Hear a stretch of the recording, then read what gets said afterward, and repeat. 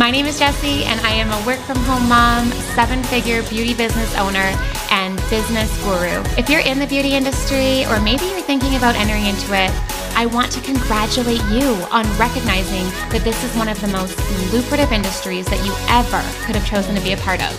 In just a few years, I was able to go from broke and working in my basement to building a multi-7-figure beauty business. And I'm here to share with you how I started and what it took to go from beginner to running a fully booked and thriving empire. Hey everyone, welcome to the Beauty Boss Podcast. I'm so excited to introduce you, Shannelle, to everybody. And today we're just going to talk about our journey and how we know each other. And then I also wanted to share with you, or have Shannelle share with you, some tips and some of the things that you've taught me and that you've learned after being in this industry for 14 years? Yeah, 12 years since I've had Senna, but yeah, started in this industry about 13 years ago. Wow. Yeah. That's so crazy. So funny story. What most people don't know about Shannelle and I is we actually met, when did we meet? Probably like 11 years ago, and you were naked in my tent. Yeah. And I thought you had the best six pack. And your son was running around naked. So I was working my 9-to-5 job, and Ryan was working in Africa. And I honestly was just like trying so hard. How did you even find me, like, to get a spray tan? I think I looked you up on, I don't know, Facebook. You were doing mobile spray tans. Yeah. So somehow I would have found you. I have no idea how, but the thing is I could never go out to actually get any of my services done because I was home alone with my baby in the evenings. And then I worked all day. So when I found out that I could go and get a mobile spray tan, I was like, this is amazing. I've never had one. I love the concept of like all the ingredients in your products and everything like that. And I remember you came to my house, and that was how we met. You saw me naked for the first time, our first meeting. It's funny how like I would literally tan like 60 people a week, and you only remember certain people, and you always like were a client I remembered. And you remembered me? Of course. And I would see, like, I even could like picture myself pulling into your driveway. Seriously? And like your front entrance. Yeah. It's just funny how that works. And I've only had a handful of those clients that I could like literally walk you through every single appointment. So it was meant to be. That's since so the beginning. Funny. Yeah. Wow. Cause I remember like you came in, you had your tent. We did it in like just the main entrance of my house while my son was running around.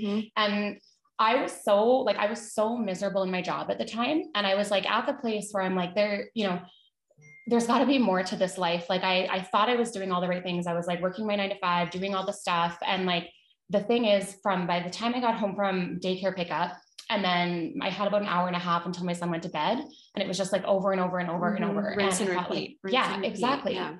So I saw you come in with your little tent and started talking to you about your business. Like, I think I must've asked you 100 questions. Yeah, you did. And maybe that's what I loved about it.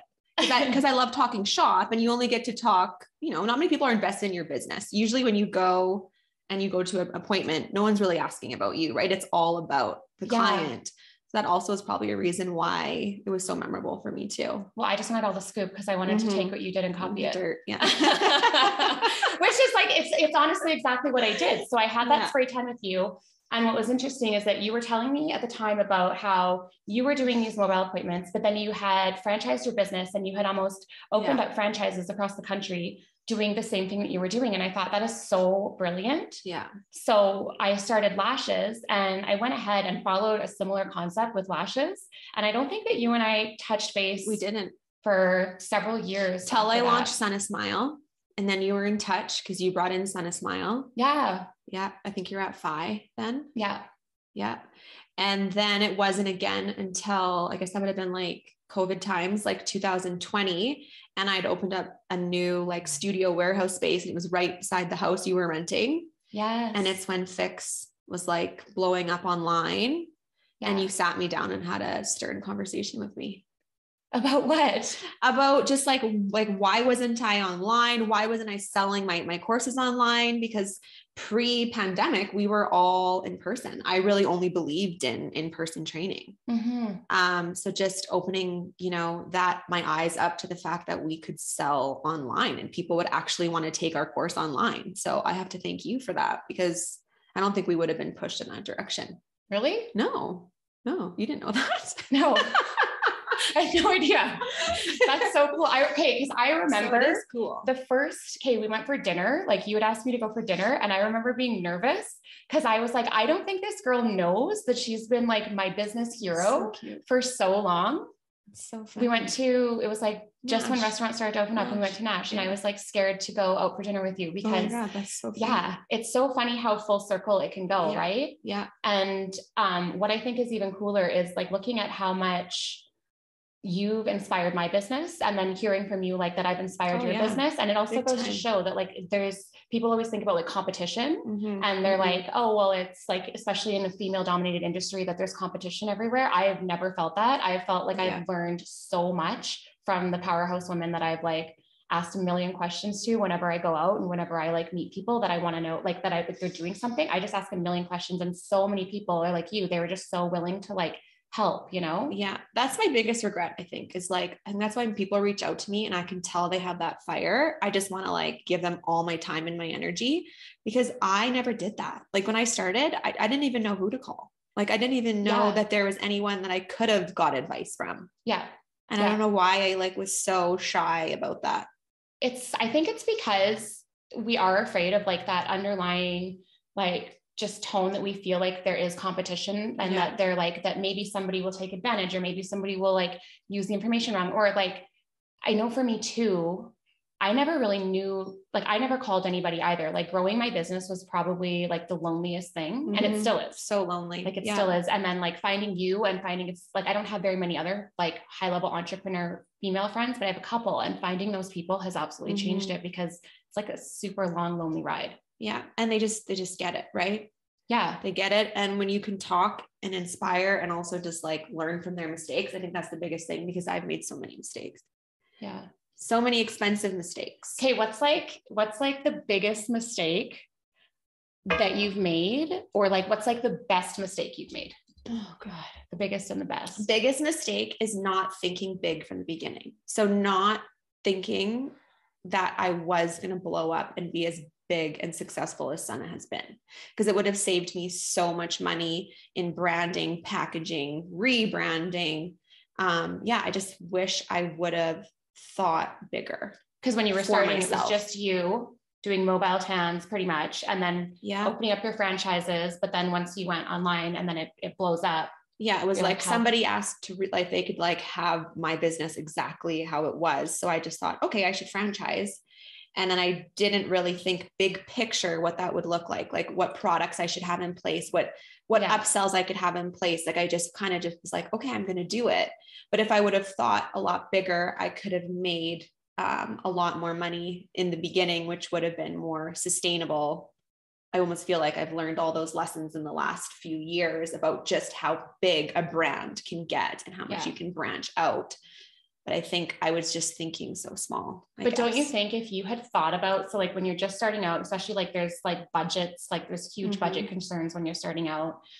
If you had thought about like the huge big picture, like would you have been able to get started? Like, I find that so many people, like, that you come into a business and like you can sit down and you can have these like strategy sessions with these like incredible coaches, and they can take this like little idea that you have, and then they can paint this massive picture. But then like people get paralyzed, because you're paralyzed because the financial investment you have to make to go from like 0 to 100 that fast is huge. And then the risk is there. And then also just the amount of stuff. Like, I almost think about with like my journey, I think as much as I wished I would have seen the bigger picture, like you said, because it would have made things a lot smoother, I don't think I would have been brave enough to all start. The lessons on the way. You wouldn't have learned the lessons I think either. When you're like, because I talk to people now one-on-one, I do a lot of like brand coaching and people wanting to start their own brands. And what I find is, if you're a creative, innovative person, you get in your own way, because you're thinking almost like everything has to be so perfect. Like, you need that like screen printed packaging, and you need, you want to be like in Sephora tomorrow, but you don't realize like, it's just little, you gotta like take the little steps to get there. So I totally agree with you. I think people get in their own way, but I also think you don't want to limit yourself by just thinking of like your business as a small business. And then you're almost letting opportunities pass you by. Like, example, the online courses. If I would have thought bigger and I could have like, wow, I can have online courses, that would have been like 5 years, I could have been selling online courses. Like we launched in the US, and our US market now is 5 times the amount of Canada in less than a year. Like what? I just thought I was too small for the US. Like the US wouldn't accept me. So I guess that's like that's what I'm thinking about, thinking small, where you kind of are more like, I'm just going to try it. And if I fail, like that's where I wish I had a little bit more of you. So I think that is like my biggest like mistake, is I just wish I would have thought a little bigger from the beginning. Yeah. And I think too, one of the things that people miss all the time is constantly, like you're seeing entrepreneurs who are like, okay, I want to grow my business. So I need to come up with more products, more services, more offers. But the biggest thing, and like hearing you talk about, is what do you have right now that's working? And then how many other areas in business can you make even more money?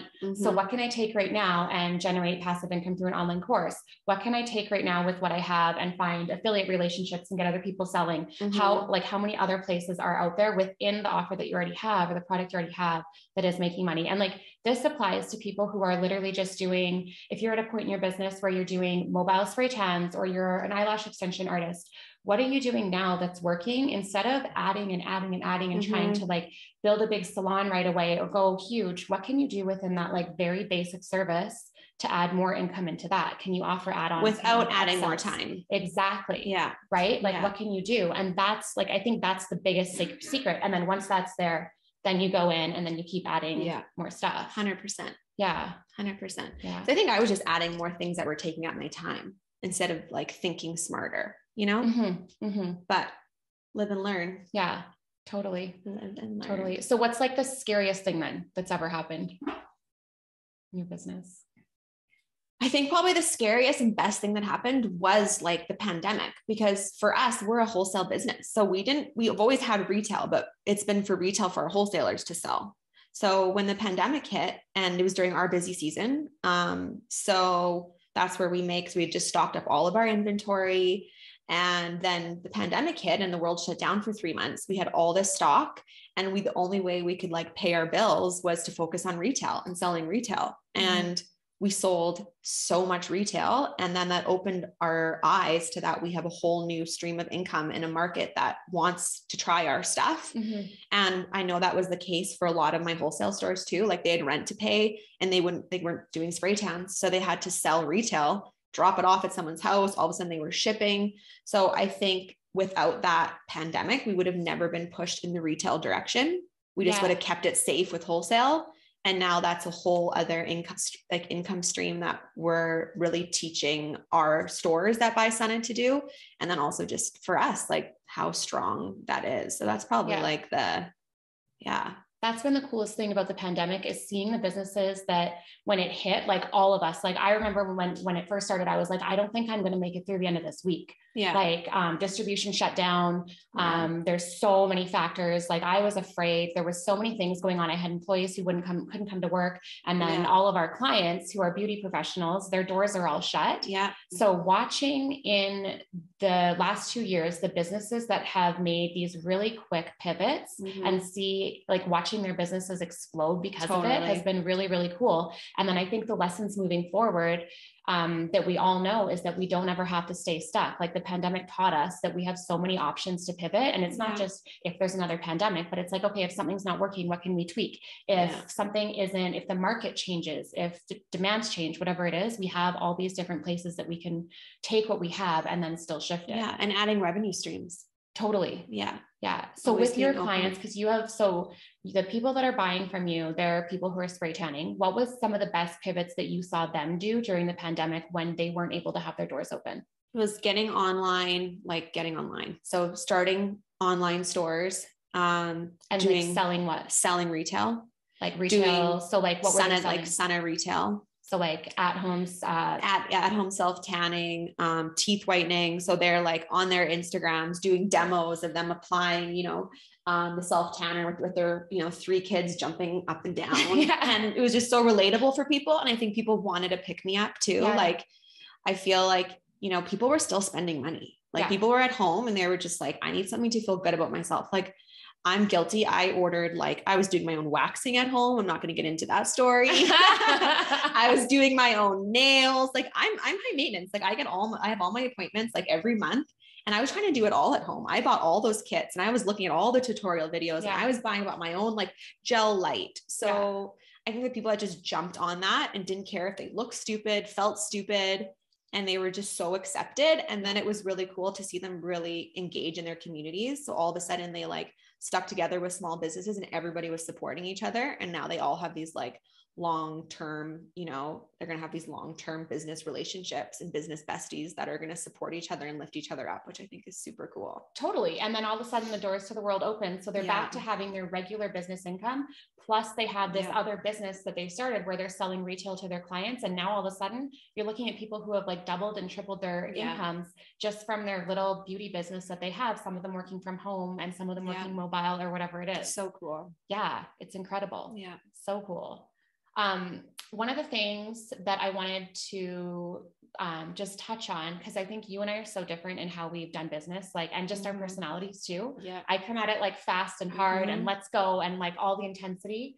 And I believe so much in like running forward before it's perfect. And I think part of that has rubbed off on you a little bit. And then for you, you're all about like staying the course. Like you have a business that has survived over a decade, which is wild if you think about it. Like the statistics aren't there for you to have still been standing. Yeah. Still relevant. Yeah. Yeah. So what is what would be like your biggest secret to having a business that is like strong and steady and that stays the course? I think staying like genuine and like what your core values of your business are like sticking to that. So you still need to be like innovative and come up with new products and new trainings, but like, don't just hop on every trend. Yeah. Because when you hop on every trend, you're just going to never be really good at anything. Well, you're just always switching before you even have a chance to get good. Exactly. Yeah. So like, I love that you said that. And I think in every industry that you probably see that and you have that, like, so in the tanning industry, there's just been different products and different ways of tanning that have come and gone. And every year there seems to be like a new, new solution you could launch, a new color. And for me, that's not why I started Senna. Like I started Senna because I was allergic to every single spray tan I would get, and I would have like a skin hangover. So I went looking for like a very natural option. We've never been about like the heavy bronzers, the synthetic ingredients, and we've just like stuck to that. And I think that's why people keep coming back to us, because they always know they're going to get a consistent product that clients are going to love.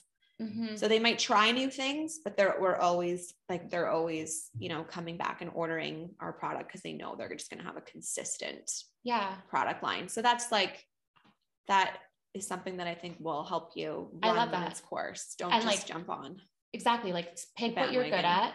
Pick what you're passionate about. And instead of like having, because we all have those moments where we're like, I had a really bad day. I suck at this. I want to quit. My clients don't like it. Nobody's coming to me. Yeah. But if you stay long enough to actually become excellent and like in your field and like an expert and like the master in your field, that's like kind of what you're saying, right? Because so 100%. Many people just give up before that and then try something new because at the first sight of like failure or like feeling like it's not working, they just jump ship. Yeah. And I've seen so many businesses like come and go as quick as they've like launched because they just don't have that grit or that longevity plan to get there. So, and I think like, don't like have good customer service, like create relationships with your clients. Like, I think that's a huge in this industry too. Like people are just like so quick to want more instead of realizing like, if you have that core clientele, like you can sell them on memberships and they're going to buy anything you throw at them. So I think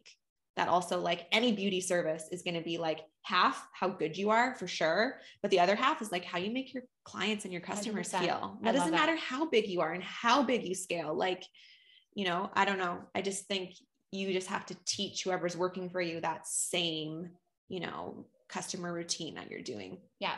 I love that. And I'm going to like go back and repeat that because I think that's so important. It's going to be half how good you are and then half how you make your customers feel, because especially if you're starting out in the beauty industry, in any industry, you're not the first person to like enter into this. So there's going to be people that are better than you, but your clients are going to come back because they're going to remember how you made them feel and how much you cared. So like in the beginning, when you're learning, you're going to mess stuff up all the time. Like I know I've got some really good horror stories. I'm sure you do too. Yeah. Oh yeah. But it's Are you following up with the people the next day? Are you making sure that they're coming in right away so that you can correct the mistake that you made? Do they know how much you're investing? How did you make it right? Happy? That is like 100%. that is what they will remember. How did you make it right? Yeah. Yeah. 100%. Yeah. So important. And the thing is, it's so much harder to find new clients. It's probably the hardest thing if you're a service provider in the beauty industry, the hardest thing is finding new clients. So when you get those clients, like they are gold. They are so, like, if you look at it, a client for, if it's a hair client, if it's nails, if it's lashes, tanning, those people could potentially be bringing $2,000 to $3,000 of revenue to you a year, right? If they're coming back regularly. So if you had exactly. Yeah. So think about, people have like just a funny example, but like if you have like a $3,000 purse, are you taking care of that purse? Are you like making sure that it's, put away? Are you doing all the things? Yeah. I probably should do a better job at that, but maybe it's not a good example, but how would you treat that client if you looked at, how much revenue she's going to be bringing in if you take care of her or him the right way? Yeah. Instead of trying to get in that volume of clients that are just going to come once, and because they never felt that relationship, they're going to see somebody else, something new and shiny, and they're going to go and try it. Yeah. I've never understood, like, when you go get, especially like a more expensive service, like get your hair done or whatever, I've never understood when people don't follow up to see how it's going. Yeah. Like, don't you find that crazy? Well, that's the easiest way to retain a client.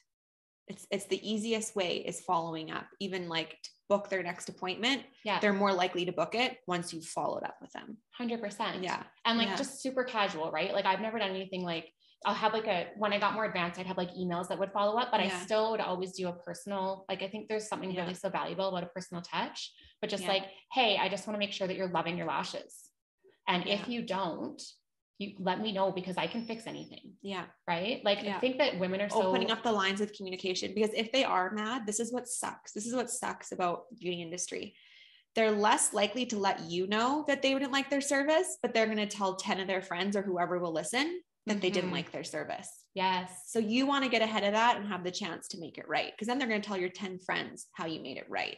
100%. Yeah. And then think about so if you don't have time to send that follow-up text, the other thing is, what is it costing you to not send that? Yeah. Like, totally. And like you saying that with like, they're going to let people know, like 10 friends, what is that costing you? Because then those friends are going to talk, and then those friends, right? So it's crazy how fast it can all just shift. Yeah. My whole business got fully booked up from one really amazing connected woman. Yeah.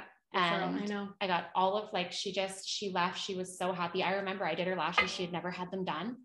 And she was going to a stampede party. Like, it was just such good timing, but she was leaving my house, going to a stampede party. And she's just one of those like really loud, bubbly people, you know her. And, she told all of her friends, and like within a week, my business was just completely booked. Well, and good people will bring you in good people too. Yes. Yes. Yeah. So you want those referrals. That's better than like, cold like getting new clients. So like ads or, mom groups or however you're getting new clients are okay, but you don't know that client. You don't know what kind of client you're getting. Where if you have an awesome client, usually 9 times out of 10, all of their group is going to be awesome as well. So it's a clientele that you're going to want to attract. Yeah. Like if you have the client, like the type of client who isn't messaging you and saying how much can I have a discount? Yeah. She's probably the same type of girl that goes out for dinner with her girlfriends and they're not nickel and diming about the bill. Yeah. And so her girlfriends are going to be the type of people that you want in your business. Yeah. And then you can also learn who you don't want referrals from as well. Yeah. And maybe you just don't push the referral program with them. Totally. Yeah. That's so true. Yeah. We've all had those clients. I know. Okay. Before we close out, do you have any more like tips you want to share just about before I end that and move into a different like topic?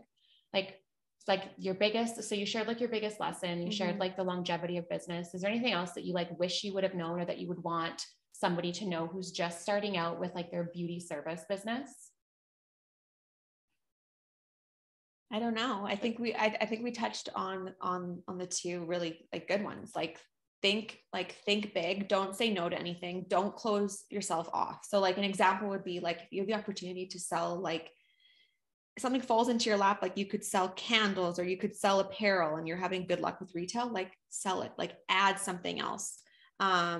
Branding. I mean, we haven't really get into branding. That's like a whole other talk we That's can like have. your zone of genius, right? Yeah. Like, Branding. I just think like when you're choosing your branding, like pick something that you can like do like would look great on a shirt. It would look great on a candle. Like, I think just like, don't limit yourself. Just think as big as you can when you start. Doesn't mean you have to do it all at once, but just like, don't limit yourself.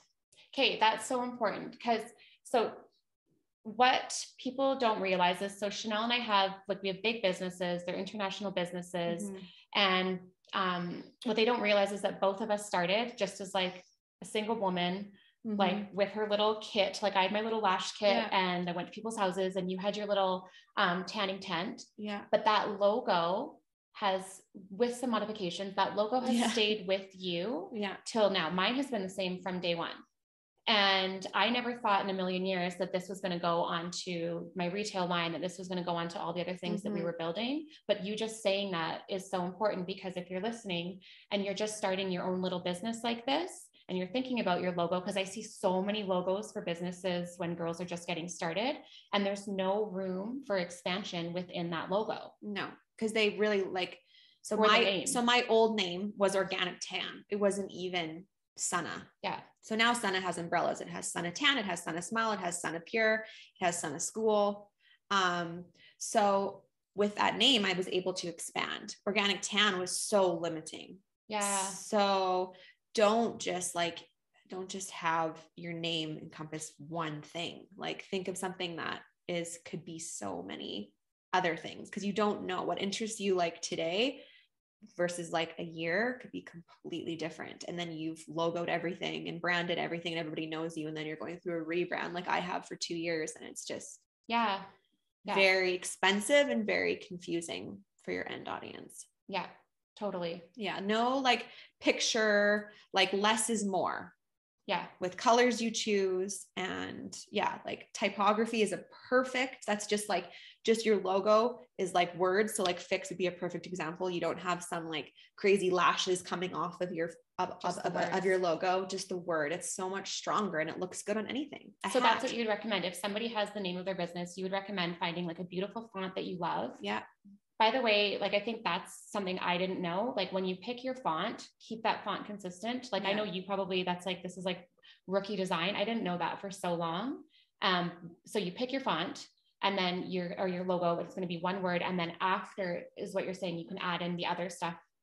Like, what do you mean? Like, you add in the other stuff around it? So like, so you would just have your logo, like Fix, you just have Fix. You don't have like lashes coming off of your logo. I'm seeing all these logos in these like beauty groups. And it's like, if they do lashing, they're, they have this like girl with big lashes as part of her logo, or like an eyeball. It's just so like, it's so limiting. Like, just have a name. And then when you do like a pamphlet or you're doing an Instagram post, you can always add objects seasonally too, of what's in style, colors. Yeah. Flat lays, like just add those things later. Don't have it be part of your like main branding. Yeah. An example that just came to mind when you were talking about that is your old salon Vanity Vault. Yeah. I loved the name. I remember when I first saw that you were opening. Yeah. Because same thing. So many people would be like, hair salon. So something hair salon or a nail bar. Scissors West. Yeah. Yes, yeah. Exactly. Like something. And then all of a sudden you're like, well, we're scissors, we're a salon, but then we want to bring in all these services because we're expanding, but then nobody knows that we do them. So when you think of the name Vanity Vault, right away in your mind, you're actually already thinking about, like, to me, it represents like a vault of all of these different things. And it makes you want to know what is actually being offered in there. Exactly. And that was like from learned experience of wanting to have something that I could just add whatever we wanted. Like, a business partner and I just wanted to be able to add any retail we wanted, any services, drop any services, add services. So yeah, you're totally right. Like, that was a perfect name for what we were doing. Mm-hmm. That's a perfect example. Good one. That's so much good. I'm learning so much right now too. Like and sometimes some of the stuff that like you see and like I know, but I've never actually put like the words, or like I've never put the thought into why it makes sense that like your brand was able to expand in the way that it was. Yeah. Right. Yeah. I think branding's a whole other convo that we need to talk about. We need to have a whole entire call just on like how to actually build like a brand that lasts in your business. Yeah. And one that you can continue to grow. Also one that you don't get sick of, which you and I talk about all the time. Mm-hmm. Yeah. It's like when you're looking at something all the time. Don't choose a color. Like for me, that was turquoise. I was 24 when I started organic tan, and I loved that like colored, like the turquoise color, and everything was turquoise. And oh my God, I can't even look at that color now without like feeling sick. That's so funny. And I love it. Like I've always thought that it was so pretty, but it's just how we are about our own stuff, right? Yeah. Yeah, totally. Well, think about like an outfit you wear like all the time, and that year you felt so good in it. And then like a year later you put on, it just doesn't have that same feeling. You don't have that same pep in your step. Yeah. So true. Yeah. Yeah. Well, this was fun. So good. I feel like we should talk about the fact that you dropped a bomb on me last week. Okay. So, Jesse and I have been like hanging out like as like friends away from work for like a few months now. So my husband, like a couple of years. Sorry, a couple of years. I would say. Like, yeah. Sorry, a couple of years. You're right. Months, years, whatever. So Jesse's come over like just for like breakfast, coffee, visit, whatever. And like, so my husband and her have like cross paths. Like we met like when I went over there. Yeah. Like, and like, nice to and like you. nothing, whatever. He made me a coffee. Yeah. He made you a coffee. He's quite friendly, like whatever. And then I'm watching Jesse and Brandy's live Zoom in my kitchen, and I think he's making himself a coffee, and he just walks by to see, and he saw your last name. And then he goes, "Oh, I totally went on a date with Jesse." So he pulls up his phone and goes through his WhatsApp, and like he has her on his WhatsApp. So he was a big online dater. Like I've lost a couple of clients. Like there's been, yeah. So, I mean, it wasn't shocking to me, like shocking maybe from like more your side, but like not his. And like, of course, like that another one bites the dust. Like and I can't remember. Like I've like met him too. So it obviously wasn't memorable. So that's good. But yeah, I could not wait to text Jesse. And I wanted to do it in person, but then it just was like a burning desire. So I had to text you. But so I went on a date with your husband. Yeah. Like it's so funny. Yeah. Full circle, man. Yeah. Full circle. And here we are now.